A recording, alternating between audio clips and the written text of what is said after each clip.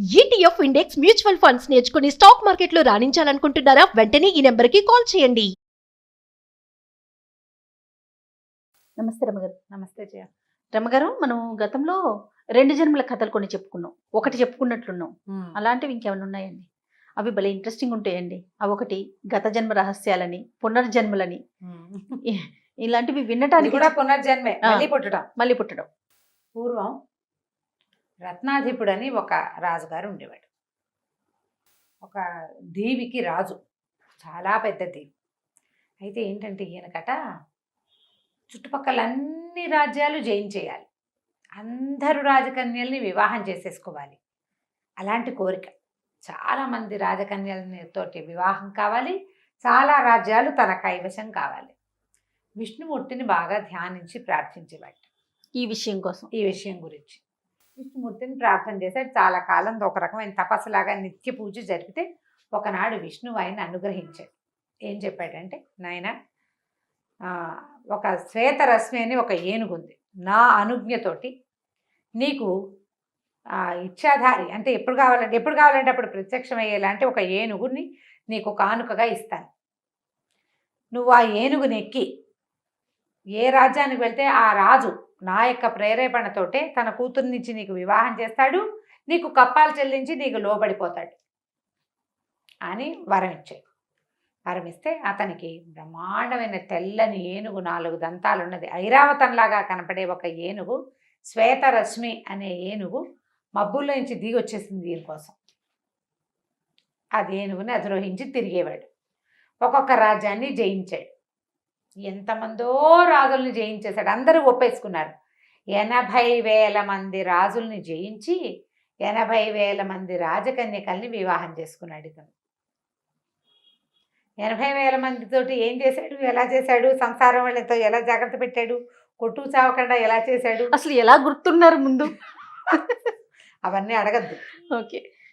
అయితే ఏమైంది, ఈ 80,000 మంది భాలే హాయిగా, చాలా సంతోషంగా, చాలా గొప్పగా, విశేషంగా జీవించాడు ఆయన.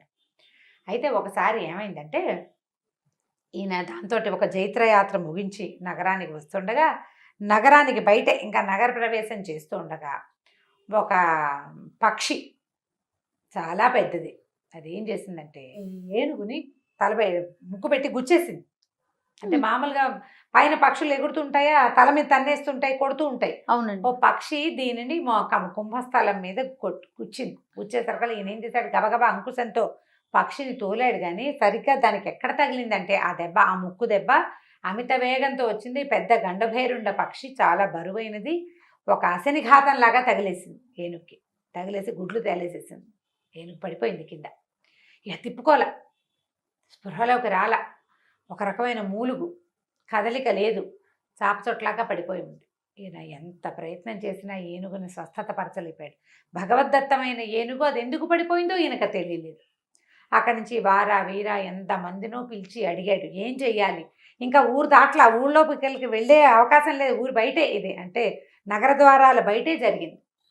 అప్పుడు తాంత్రికులు, కర్తాంతికులు, వాళ్ళని వీళ్ళని అందరినీ పిలిస్తే వాళ్ళు ఏమన్నారంటే, మహాపతివ్రత హస్తస్పర్శ తగిలితేనే ఇది లేస్తుంది, ఇది దైవికమైన ఏనుగు, ఆ పక్షి కొట్టిన చోట దాని ప్రాణం తలుపు దీని మీద తగిలింది. పతివ్రత ఎవరైనా ఏనుగుని ముట్టుకుంటే ఇది లేస్తుందంటే, ఈయన ఉంటే మనకేం కొదవ పతివ్రతలకి, 80,000 మంది లేరు నా భార్యలు. అలాగని భార్యల్ని రప్పించాడు. 80,000 మంది రాజకుమార్తెలు అంటే 80,000 మంది మహారాణిలు, రాణులంతా ఒక్కొక్కళ్ళు విడివిడిగా వచ్చి ఏనుగుని కావలించుకున్నారు. కదలిక లేదు. వాళ్ళు సిగ్గుపడ్డారు. ఈయన తల ఎక్కడ పెట్టుకోవాలో తెలియని స్థితికి వచ్చేసాడు. ఇంతమంది రాణిలో ఒకటి పతివ్రత లేదు, ఈయన కర్మకి పాపం ఎవరు లేరు. ఒక్క భార్య కూడా పతివ్రత కాదు. సిగ్గుతో చచ్చిపోవాలనిపించింది ఈ రత్నాధిపుడికి పాపం.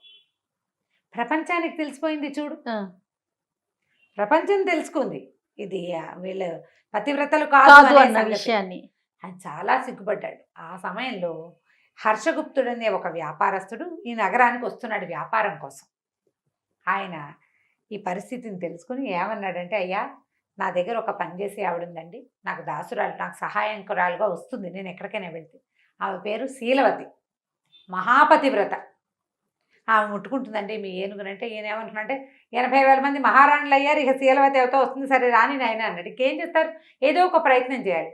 ఆ శీలవతి వచ్చి కాళ్ళు చేతులు కడుక్కొని వచ్చి నమస్కరించి ఈ శేతరశ్మిని ముట్టుకునేసరికల్లా లేచింది ఏనుగు. లేచి నిలబడింది, మెల్లిగా తిప్పుకుంది. రాణులు సిగ్గుబడి నగరంలోకి వెళ్ళిపోయారు. ఈయన రత్నాధిపుడు ఢామని చాపచుట్టగా పడ్డాడు ఈవిడి కాళ్ళ మీద. మా తల్లి నీ వల్లే నా ఏనుగు బతికింది అని చెప్పి తర్వాత ఏనుగును స్వస్థతపరిచి నగరంలోకి తీసుకెళ్ళిపోయాడు. ఆ తర్వాత ఏం చేశాడంటే రత్నాధిపుడు ఈ శీలవతిని మంచి చేసుకుని ఏమన్నాడు, అమ్మ మీ వంశానికి చెందిన వాళ్ళు ఎవరైనా, మీ కుటుంబానికి చెందిన వాళ్ళు ఎవరైనా చక్కటి పెళ్ళి ఉంటే చెప్పు, నేను పెళ్లి చేసుకుంటాను అన్నాడు. ఈయనకి 80,000 మంది మీద విరక్తి పుట్టింది.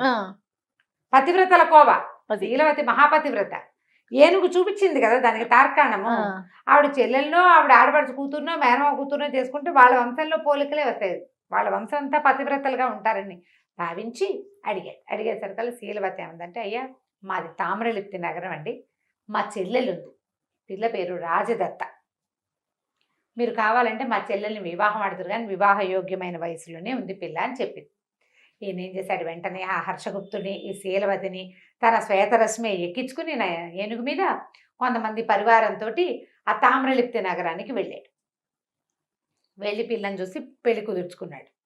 ముహూర్తాలు పెట్టేయడానికి కార్తీకులు ఏమన్నారు, అయ్యా ఇది సమయం కాదండి, ఈ సమయంలో మీరు కనుక వివాహం చేసుకుంటే మీ భార్య అసతి అయ్యే అవకాశం ఉంది, పతివ్రత కాకపోయే అవకాశం ఉంది, కాబట్టి ప్రస్తుతానికి ఆగండి కొన్నాళ్ళు. అంటే ఆయన నేను ఆగలేనన్నాడు. నేను ఆగలేదు, వెంటనే చేసేసుకోవాలి, పెళ్ళి అయిపోవాల్సిందే ఇప్పుడే ఈ ముహూర్తానికి, కాకపోతే అసతి అవుతుందని అనుమానం ఉంటే అసలు ఆ పిల్లకి రెండో మనిషి కనపడకుండా చేస్తాను నేను.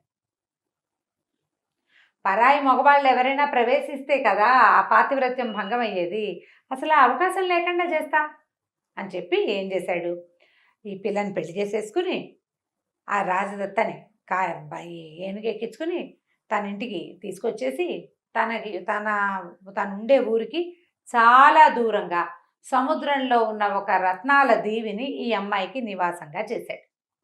అదొక దీవి, పడవ వేసుకుని వెళ్తే కానీ మామూలు డింగి పడవలు అవి కుదరవు, పెద్ద పెద్ద నౌకలే వెళ్తాయి అక్కడికి.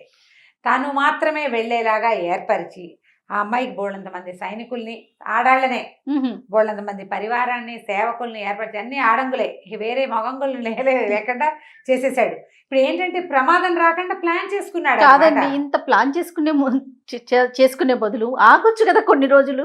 ఒక్కొక్కళ్ళకి ఆగలేనితనం ఉంటుంది జయ, పిచ్చి పాడుగాను, వాడు పిచ్చితోటి అలా చేశాడు పాప. సరే ఏమైంది, చక్కగా అన్ని ఏర్పరిచాడు, ఆ అమ్మాయిని అక్కడ ఉంచాడు. వారానికి ఒకసారి 2 సార్లు తను వస్తూ ఉండేవాడు భార్య దగ్గరికి. అయితే ఒకనాడు ఏమైంది, ఓ రోజు రేపొద్దున్నే తెల్లవారుజామున వెళ్ళిపోవాలంటే ఆ అమ్మాయి ఆ తెల్లవారుజామున భర్తను వదిలిపెట్టా, ఉండు నాతోటి నాకు తని తీరలేదు నువ్వు అంటే, అతను అప్పుడప్పుడు వస్తున్నాడు, ఉండిపో నేను ఒక్కదాన్నే ఉండలేకపోతున్నానని బాగా బతిమలాడి. ఆయన ఏమన్నాడు, ఎందుకు రేపు రాను, మళ్ళీ ఒక్కరోజుకి వచ్చినప్పుడు ఈసారి 4 రోజులు ఉంటా అని, అక్కడ అవసరమైన పని ఉంది, రాజకార్యం ఉందని ఆ పిల్లని వదిలిపెట్టి బయలుదేరాడు. ఈ భర్త వెళ్ళిపోయాడు, నౌకలో పడి వెళ్ళిపోయాడు. ఈ అమ్మాయి ఆ గేటు బయట నిలబడి ఆ నౌకలకేసే చూస్తోంది. ఇంతలో ఏమైంది, ఈయన ఇటు వెళ్ళాడు, అటువైపు నుంచి ఆ సముద్ర తీరం నుంచి ఒక కుర్రాడు నడిచొచ్చాడు. అతను ఎవరా ఏమిటా అని అడిగింది. అతను ఏంటంటే ఏదో ఒక ఊరు నుంచి బయలుదేరాడు పడవలో, ఆ పడవ కాస్త బోల్తా పడింది, ఇతను అంటే నీళ్ళల్లో ఎట్లా మునిగి ఇక్కడికి చేరాడు. చక్కటి వయసులో ఉన్న కుర్రాడు, రత్నాధిపుడు కొద్దిగా పెద్దవాడు. ఈ కుర్రాడు ఈ అమ్మాయికి అనురూపమైన వయసు ఉన్నవాడు. దాంతో ఈ అమ్మాయి ఏం చేసింది, రారా నాకు అతిథిగా ఉందుగానని చెప్పేసి లోపల తీసుకెళ్తుంది. రాణి గారు, ఆవిడని కాదనే వాళ్ళు ఎవరు అక్కడ, అంతా ఆవిడ ఇష్ట ప్రకారమే సాగుతుంది, ఆవిడికి మంచి చెడు శుద్ధులు చెప్పే జనం ఎవరు లేరు అక్కడ. ఆ కుర్రాడిని తీసుకెళ్ళి చక్కగా వాడికి బట్టలు అవి మార్పించి, స్నానం చేయించి, బట్టలు మార్పించి, శుభ్రంగా తాగడానికి తినడానికి అన్నీ ఏర్పాటు చేసి, మంచము పక్క ఒకవాడికి ఒక గది ఏర్పాటు చేసి అతనితో పాటు ఆ గదిలోకి వెళ్ళిపోయింది అమ్మాయి.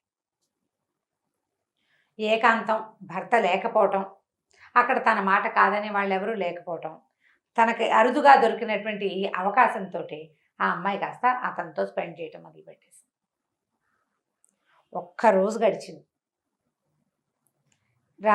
రత్నాధిపుడు వెనక్కి వచ్చి తన భార్యతోటి ఏకశయ్యాగతుడై ఉన్న ఈ కుర్రాన్ని చూసేసరికి మండిపోయింది అతనికి. ఇదేమిటి, ఎవడరా నువ్వు అని కొట్టాడు. వాడు ఏదో విషయం చెప్పుకున్నాడు, ఆ పూటంతా చాలా గిజాటుగా ఉండి ఏం చేశాడంటే వాడిని మళ్ళీ ఓడెక్కించి పంపించేశాడు. పంపించేసి ఇంక ఇక్కడ ఉంచడం ఎందుకు, దీని పాతివ్రత్యం ఎలాగో గంగపాల అవనే అయిపోయింది, చీచీ అనుకున్నాడు.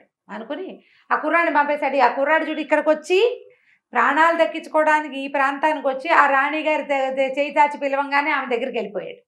అబ్బాయి ఇది పనికిరాదమ్మా, నేను చేయనని అనలా, వాడి బుద్ధి అలాంటిది. వాడిని ఒక పడవ ఎక్కించి పంపిస్తే ఆ పడవలో ఉన్న ఆ వర్త సరంగా ఒక ఆయన ఉంటాడు కదా, షిప్ నడిపే ఆయన, పెద్ద నావికుడు, అతని భార్యతోటి కూడా స్నేహం చేసి అతనితోటి చంపబడ్డట ఆ కుర్రాడు. వాడికి మరణమే, వాడి క్యారెక్టర్ క్యారెక్టరే ఇంక అట్లా. ఇతను ఏం చేశాడు, ఈ రాజదత్తని ఇక్కడి నుంచి తీసుకొచ్చేసి తన నగరానికి తెచ్చేసాడు. తెచ్చాక అతనికి ఏమనిపించిందంటే, ఇదేమిటి నాకు ఈ కర్మ, 80,000 మంది రాజకుమార్తెలు వీళ్ళైపోయారు, పతివ్రతలు కాదని నలుగురు ముందు తెలిపింది, నా బతుకు బయటపడింది. ఇది కావాలని శీలవతి చెల్లెలని మహాపతివ్రతల కోవకు చెందిందని తీసుకొచ్చి ఇంత జాగ్రత్తగా ఎక్కడా కనబడకుండా దీంట్లో ఎలాగంటే రామచిలక ప్రాణం లోపల ఎక్కడో పెట్టి రామచిలకలో పెట్టినట్టుగా దాచిపెట్టినా కూడా దీని పాతివ్రత్యం పాడైపోయింది. ఎందుకు నాకు ఈ తపస్సు ఏమిటి, నాకు ఇదేమిటి, రాజ్యం ఏమిటి, నేను రాజుతనం ఏమిటి, నాకు ఇదేం వద్దనిపించేసింది, వద్దని వెళ్ళిపోదాం అనుకున్నాడు. సన్యాసం పుచ్చుకోవాలి, నేను తపస్సు చేసుకుంటాను, నేను ఇంకా అసలు ఉండను వీళ్ళ దగ్గర అని చెప్పి తన రాజ్యాన్ని 4 భాగాలు చేశాడు. తన సంపదని శీలవతికి ఒక పెద్ద ముక్క ఇచ్చేశాడు, రాణులకి కొంత ఇచ్చేసి ఆ రాజదత్తను వదిలిపెట్టి బయలుదేరిపోయాడు. శ్వేతరశ్మిని ఎక్కి బయలుదేరాడు. ఆయన ఇట్లా నగర ద్వారం దాటేసరికల్లా ఈ శ్వేతరశ్మి మృంగుమని మాయమైపోయి ఒక బ్రహ్మాండమైన ఆకారంలో ఉన్న ఒక దివ్య పురుషుడు అక్కడ కనపడ్డాడు. అందరు ఆశ్చర్యపోయారు, ఏమిటిది, ఎవరు, ఎక్కడ ఏమిటి అని ఆశ్చర్యపోయేసరికల్లా అతను ఏం చెప్పాడంటే, నేను ఒక గంధర్వుడిని, మేమిద్దరం అన్నదమ్ములం, అయితే నా పేరు సోమప్రభువు, మా అన్నయ్య పేరు దేవప్రభువు, ఆయనకి రాజదత్త కాదు కానీ రాజనిక, రాజశ్రీ అలాంటి పేరున్న ఒక భార్య ఉంది. మహాప్రీతి మా అన్నయ్యకి తన భార్య అంటే, ఆమెను వదిలిపెట్టేవాడు కాదు. అయితే ఒకసారి మేము భగవత్ ప్రార్థన కోసం ఒక దేవాలయానికి వెళ్ళి మేమంతా గంధర్వులం కదా, ఒక చోట కూర్చున్నాం, సంగీత సాధన చేసి దేవుడికి సంగీతాలాపన చేసి భగవత్ సేవ చేస్తారు. ఆ సంగీత సాధన చేస్తూ ఉండగా రాజవతిట పేరు, రాజవతి, ఆమెకేసే చూస్తున్నట్ట సిద్ధుడు ఆ సంగీతానికి చూస్తుండేసరికల్లా ఈ అసూయాపరుడైనటువంటి దేవప్రభు అనే మా అన్నయ్య, ఏమిటి నా భార్యకేసి అదే పనిగా చూస్తున్నావని చెప్పి కేకలేశాడు. దాంతో సిద్ధుడి కొళ్ళు మండిపోయింది. అవురవరా, నీ భార్యకేసి చూడటం ఏమిట్రా, నీకు ఇంత ఈర్ష్య ఏమిటి, ఇంత అసూయ ఏమిటి, అమ్మాయి వెపిస్తే నీ భార్య సౌందర్యానికి నేను లోబడిపోయినట్ట, సంగీతం కోసం ఆమెకేసి చూస్తున్నాను, నువ్వు ఇంత ఈర్ష్యాలు, నీకు గంధర్వయోనిగా ఉండకూడదు, నువ్వు ఇట్లా ఉండకూడదు, ఎవరైనా నీ భార్యకేసి చూస్తేనే ఆమె పాతివ్రత్యం పోతుందని నీ దుర్బుద్ధి ఉంది చూడు, ఈ బుద్ధి వల్ల నువ్వు మానవ జన్మనెత్తు అన్నాడు. అనేసరికల్లా ఇంతలో ఏమైంది, పక్కనే కూర్చున్నాడు సోమప్రభు తమ్ముడు, ఈయన చిన్న తెల్ల ఏనుగు బొమ్మ ఉంది అతని చేతిలో, ఆటకి తెచ్చుకున్నాడు.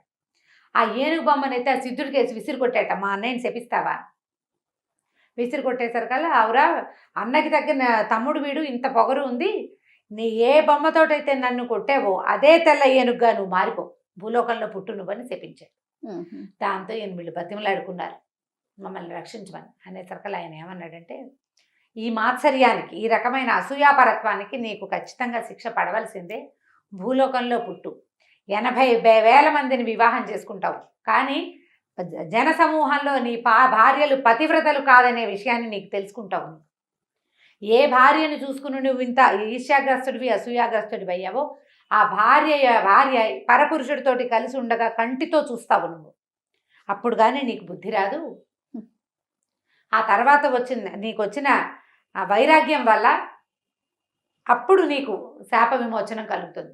నువ్వు ఎప్పుడు స్త్రీలని నువ్వు రక్షించకూడదు, మగవాడు స్త్రీలని రక్షించడు, స్త్రీయే స్త్రీని రక్షించుకోవాలి. ఆమె సద్గుణ సంపన్నగా ఉండాలి అని నువ్వు జాగ్రత్త పడ్డం కాదు, నేను సద్గుణగా సంపన్నగా ఉండాలని స్త్రీ భావించాలి. మగవాడు కాపాడి మొదట తండ్రి, తర్వాత భర్త, ఆ తర్వాత కుమారులు స్త్రీని రక్షిస్తామని అనుకోవటం చాలా పొరపాటు. నాకు రక్షణ, నేను రక్ష అని వాళ్ళు భావిస్తేనే వాళ్ళ పాతివ్రత్యము, వాళ్ళ సౌశీల్యము నిలబడుతుంది. ఎవరైనా చూస్తేనే ఏదో అయిపోతుందని నువ్వు అనుకుంటే అది చాలా తప్పు. అది చేయకూడదు. ఇలాంటి గుణం కలిగి ఉన్న మానవుల యొక్క లక్షణం ఇది. నేను రక్షించి కాచి కాపాడతాను, ఎవరు నా పెళ్ళాం వైపు చూడకూడదు లాంటి భావనలు మనుష్య భావనలు.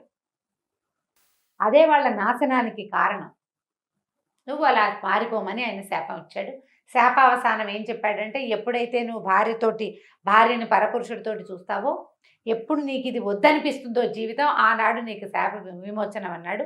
అంచేత నాకు శాప విమోచనమైంది. నేను సోమప్రభువు, ఈయన మా అన్నయ్య దేవప్రభువు అని చెప్పేసరికల్లా ఆయనకి మొత్తం జ్ఞాపకం వచ్చింది. ఈ ఈయనకి రథాధిపుడికి జ్ఞాపకం వచ్చి, ఓహో అయితే నా భార్య రాజదత్తే, ఆనాటి రాజవతి. వెంటనే తన భార్యను కూడా పిలిపించుకున్నాడు అతను. ఎవరు? శీలవతి చెల్లిని. శీలవతి చెల్లి, తన భార్య ఆవిడే కదా. ముగ్గురు కలిసి గంధర్వులుగా మారిపోయి తమ లోకానికి వెళ్ళిపోయారు. మొదట గంధర్వులుగా ఉన్న వీళ్ళు ఈ ఈర్ష్యాపరత్వము, అసూయాపరత్వము, తన భార్యను ఎవరు చూడకూడదు అనే ఒక దిక్కుమాల గుణంతో మానవులుగా జన్మించవలసి వచ్చింది. జన్మించి ఎలాంటి అవమానం పొందాడు అతను? వీడి పెళ్ళాం పతివ్రతలు కాదు, వీడి భార్యలు అంటే ఎంత చిన్నతనం. 80,000 మంది. అది అదే 80,000 మంది. మళ్ళీ మామూలు వాళ్ళు కాదు, రాజకుమార్తెలు. కావాలని చేసుకున్న శీలవతి చెల్లెలు కూడా శీలవతి కాలేదు చివరికి. అలాంటి పరిస్థితిని ఈర్ష్యాపరత్వమే అతనికి తీసుకొచ్చింది. ఈ సందర్భంగా ఆ కథలో చెప్పబడేది ఏంటంటే, స్త్రీని పురుషుడు రక్షిస్తున్నాడు అని అనుకోవటం భ్రమ.